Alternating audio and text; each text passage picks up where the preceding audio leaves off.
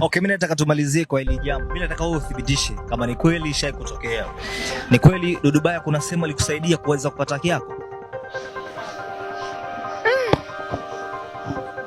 Ni kiukweli si nisemaje, lakini brother Dudu Baya ni brother ambaye namrespect sana sana sana, na ni mtu ambaye siwezi kutia neno kwake lolote, hata kama alisema hivyo mimi siwezi kuongetia neno lolote, kwa sababu ni mtu ambaye namrespect sana.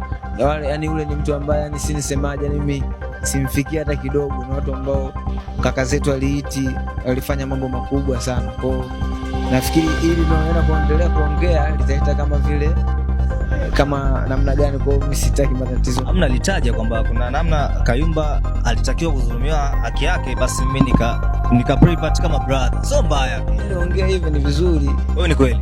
Ni kiupande wake sikaongea hivyo yeye. Kiupande wako wewe? Pia ni vizuri. Ni vizuri kwamba ni kweli. Mtu anavyoamua kuongea jambo lote sio mwacha anaongea. Si mmoja tu. Chochote ni sawa. Alright, tuzungumza na mashabiki zako bwana. Bwana, tumeachia ngoma zetu mpya kabisa. Tuseme EP au vipi ya Brentford, ipo kwenye kila digital platform sasa hivi, unaweza kusikiliza. Mimi nikwambie tu usikose kusikiliza EP au vipi. Mimi nawapenda sana. Ndio support na Kayumba Juma Kalimba Associate. Wallah.